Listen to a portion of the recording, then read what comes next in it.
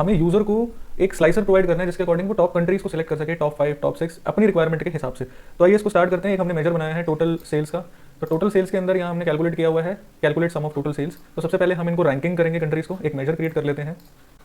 Major का नाम मैं रख देता हूँ rank is equal to, function हम यूज़ करेंगे रैंक एक्स।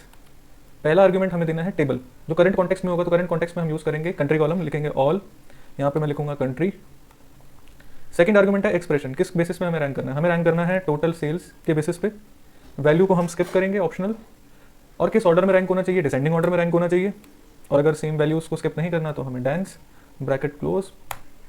ये हमारा मेजर बन चुका है। इस मेजर को हम इस टेबल में ड्रैग कर देते हैं। तो आप देख सकते हो ये रैंकिंग हो चुकी है। बट हमें यूज़र को फ्लेक्सिबिलिटी देनी है कि वो अपने हिसाब से ही टॉप 5 कंट्रीज़ को फिल्टर कर सके। तो उसके लिए हम क्या करेंगे, हम सबसे पहले एक और मेजर बनाते हैं। यहाँ पे हम लिखेंगे टोटल सेल्स। लेट सपोज मैं इसको लिख देता हूँ फाइनल।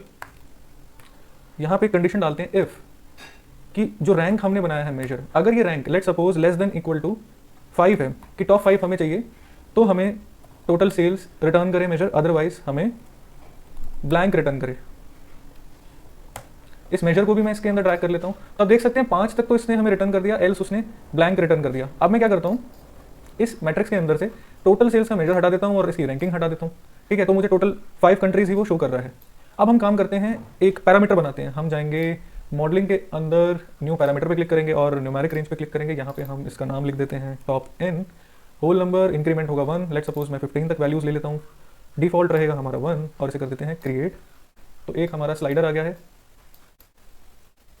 टॉप n का।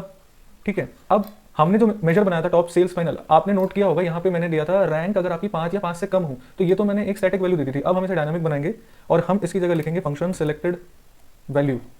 सिलेक्टेड वैल्यू, जो भी वैल्यू सिलेक्ट हो रही होगी हमारी इस पैरामीटर की, तो यहाँ पे हम डालेंगे टॉप n ब्रैकेट क्लोज। तो जो भी वैल्यू यूजर सिलेक्ट करेगा वो यहाँ पे आ जाएगी, इसमें स्टोर हो जाएगी और उसके अकॉर्डिंग हमारी सेल्स प्रेजेंट होगी। Press enter.